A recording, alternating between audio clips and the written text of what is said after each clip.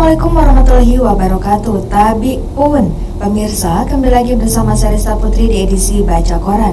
Baik pemirsa, informasi terkini di Lansir Lampung dari Sudut.id dengan headline: Dua pria tipu warga Tulang Bawang menyamar sebagai kepala kampung. Polsek Rawajitu Selatan bersama Tekap 308 Presisi Polres Tulang Bawang menangkap dua pria pelaku penipuan di wilayah hukumnya. Kedua pelaku masing-masing berinisial RS 33 tahun, warga Kecamatan Pugung Raharjo, Kabupaten Lampung Timur, dan SBS 26 tahun, warga Desa Wirajaya, Kecamatan Tanjung Raya, Kabupaten Mesuji. Modus operandi mereka tergolong unik. Kedua pelaku mengaku sebagai kepala kampung untuk mengelabui korbannya. Kapolsek Rawajitu Selatan Ibtu Rudi Jonas mengatakan, pengungkapan kasus berawal dari laporan Robiana, seorang agen BRI Link di Kampung Hargomulyo, Kecamatan Rawajitu Selatan, Tulang Bawang. Peristiwa itu terjadi ketika korban menerima pesan WhatsApp dari nomor yang mengatasnamakan kepala kampung setempat pada Selasa 9 September 2025. Korban tidak menaruh curiga karena foto profil akun WhatsApp tersebut menggunakan foto kepala kampung. Dalam pesan itu, pelaku meminta korban melakukan transfer ke beberapa rekening berbeda dengan alasan uang tunai akan diganti segera.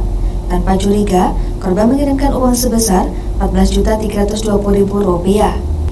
Beberapa saat kemudian, korban mencoba menanyakan pengembalian uang tersebut, namun nomor tersebut sudah tidak aktif. Menyadari telah menjadi korban penipuan, korban melapor ke Polsek Rawajitu Selatan.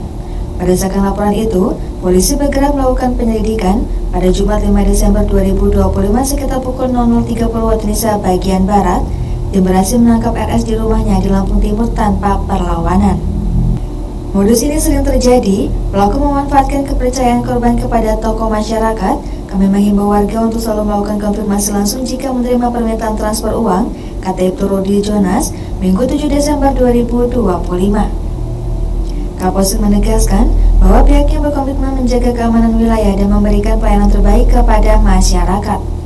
Dalam kasus ini, polisi menyita sejumlah barang bukti, diantaranya satu unit handphone Oppo A92, satu unit Samsung A50, catat rekening koran milik korban, serta kartu SIM yang digunakan untuk membuat akun WhatsApp palsu.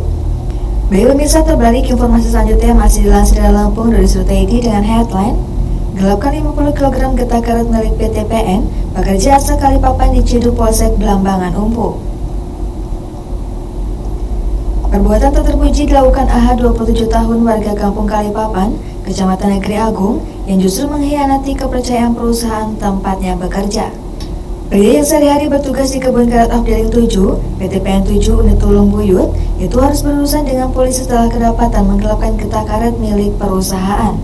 Kapolres Wekanan AKBP Adenan Mangopang melalui Kapolsek Blambangan Umpu, AKP Yudianto menjelaskan, kasus ini terjadi pada Jumat 5 Desember 2025.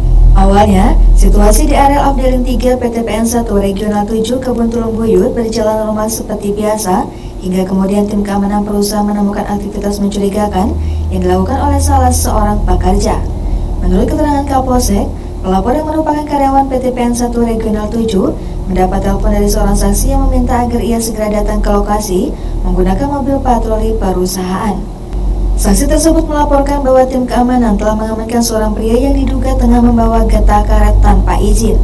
Setibanya di TKP, pelapor mendapati bahwa benar telah diamankan seorang laki-laki beserta getah karet jenis latex dengan berat total 50 kg.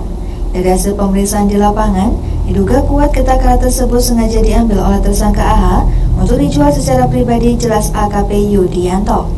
Tim keamanan PT PN kemudian membawa tersangka beserta barang bukti ke kantor Kebun Tubuh sebelum akhirnya menyerahkannya ke Polsek Blambangan Umpu untuk diproses lebih lanjut. Barang bukti berupa getah karet jenis lum seberat 50 kg turut diamankan sebagai bagian dari penyelidikan. Kapolsek menambahkan bahwa tindakan tersangka telah mencoreng integritas sebagai pekerja dan merugikan perusahaan. Padahal, perusahaan telah memberikan kepercayaan dan kesempatan bekerja di area kebun yang menjadi aset vital PT PN 1 Regional 7.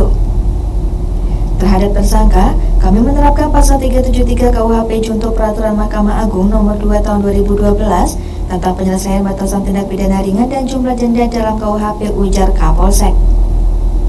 Dengan penerapan pasal tersebut, AH terancam hukuman kurungan maksimal 3 bulan penjara. Meski termasuk penggelapan ringan, perbuatan itu tetap dianggap merugikan dan tidak dapat ditoleransi, terlebih dilakukan oleh orang dalam yang seharusnya menjaga aset perusahaan. Kapolsek menghimbau seluruh pekerja di area perkebunan untuk tidak mencoba melakukan tindakan melanggar hukum. Ia menegaskan bahwa pihak kepolisian bersama pihak perusahaan akan terus memperketat pengawasan guna mencegah terulangnya kasus serupa. Semua tindakan yang merugikan perusahaan dan melawan hukum pasti akan kami tindak tegas. Ini juga menjadi peringatan bagi pekerja lain untuk tetap menjaga integritas dan menjalankan tugas sesuai aturan, tutup Yudianto. Baik pemirsa, demikian edisi Bacokan hari ini. Sampai jumpa di edisi Bacokan selanjutnya. Saya Resta Putri pamit undur diri. Wassalamualaikum warahmatullahi wabarakatuh.